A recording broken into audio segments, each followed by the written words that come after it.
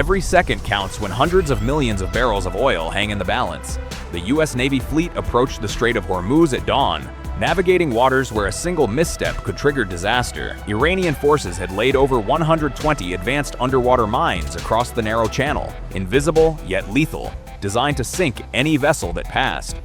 The cruisers and submarines moved slowly, cutting through a sea mirrored in pale orange light, each ripple threatening hidden destruction. On deck, sailors checked weapons, eyes scanning the sky for Shahed drones or missiles that could strike without warning. Helicopters hovered above, towing sonar sleds, their rotors slicing the cold morning air. Below deck, explosive ordnance disposal divers prepared in silence. Wetsuits tightened, breathing apparatus secured, lights and tools checked. The tension was palpable. A single wrong move could detonate a mine buried meters deep, some equipped with magnetic, acoustic, and pressure sensors. The fleet's speed dropped to a crawl. Sonar systems hummed continuously, sweeping ahead for anomalies. Every instrument, every operator, every diver relied on precision and patience. The water seemed still, but the danger beneath was immense. Each moment of silence amplified the stakes. Their mission was to clear a path where one mistake could cost dozens of lives and billions in oil shipments. Beneath the calm surface, danger lurked unseen. The Navy's sonar systems detected over 75 anomalies in just the first 3 kilometers of the strait. Each blip could be a mine, each one capable of obliterating a ship instantly. These weren't the crude devices of past wars. Modern mines could sense the metal hull, the sound of engines, and even the subtle pressure changes as a vessel passed above. Divers prepared to descend, checking lights, communications, and delicate disarming tools. Every movement was deliberate. One wrong maneuver could trigger an explosion strong enough to sink a cruiser. Helicopters swept the skies, dragging sonar sleds sector by sector, scanning over 12 square kilometers of seabed, while deck gunners monitored for floating mines and Shahed drones ready to fire in seconds. The sea was eerily still, only the hum of sonar and the soft churn of propellers breaking the silence. Tension hung in the air as divers entered the water, their lights piercing the murky depths, moving through coral reefs where some mines were wedged beyond the reach of unmanned vehicles. Every detection brought relief and a new surge of fear. Clearing just 1 mile of this minefield could take hours. If you want to witness more behind-the-scenes operations like this, make sure to subscribe and stay updated with our channel. One mine sat buried deep in the coral, invisible to unmanned vehicles and deadly to any careless approach. Divers moved cautiously, their lights slicing through the murky green water, illuminating jagged reefs where metal explosives lurked. Each mine contained a combination of magnetic, acoustic, and pressure sensors, capable of detonating without physical contact. Even a slight misstep could unleash a blast equivalent to several tons of TNT. The team performed meticulous assessments, confirming the type and condition of each device. Direct handling was too risky. One wrong touch and the mine could obliterate a vessel instantly. Instead, the divers marked the coordinates and retreated, leaving a narrow safety margin of over 20 meters. On deck, operators prepared remotely controlled submersibles, placing charges with precision.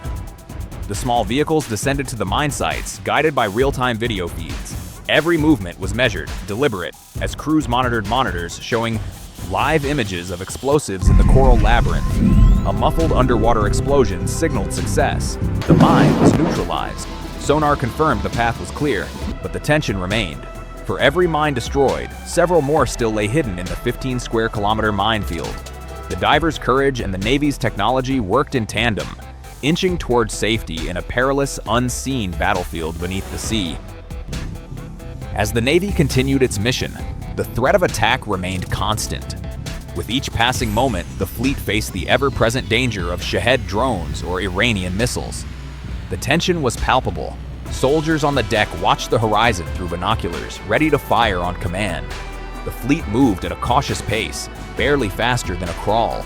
At this speed, the risk of hitting a hidden mine was reduced, but the vulnerability to air attacks grew. Helicopters flew overhead in tight formations, scanning the sea for any signs of enemy movement. In the distance, the first flashes of a drone appeared on the radar.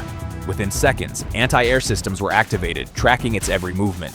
The fleet's guns remained loaded and ready, capable of firing within milliseconds. Even though mines were the primary threat, the threat from above loomed just as large. Every sailor, every officer knew that this mission was a battle on 2 fronts. Below the water, where mines could destroy an entire ship, and above, where a single drone could trigger a deadly explosion. The balance between vigilance and action was delicate, and with each passing minute, the tension only increased. After hours of meticulous work, the fleet finally reached a critical juncture. The mines, over 90% of them, had been cleared, leaving the Strait of Hormuz open for shipping once again. But the danger hadn't fully passed. The last few mines lay hidden, scattered like landmines beneath the sea's surface, each potentially deadly. With sonar systems still scanning every inch, the final stretch of water was cleared. Tension remained in the air, even as the first tanker passed through the now-safe corridor. The Navy's mission, which had taken more than 15 hours of constant vigilance, was near completion. On board, crews prepared for the final phase, transitioning from a state of high alert to one of sustained security. Gunners tested their weapons, ensuring everything was ready should another threat emerge. The helicopters, having performed countless sweeps, returned to base, their rotors still spinning with a sense of relief. But the danger of the unknown remained. For every cleared path, more threats could emerge. Iran's Shahed drones, though neutralized for now, could return at any moment. As the fleet began to pick up speed, the hum of the sonar and the soft whir of rotating blades were reminders of the tension that still gripped the sea. This operation was only one battle in an ongoing war for control of these crucial waters. To stay informed on this gripping story and more, make sure to hit that subscribe button.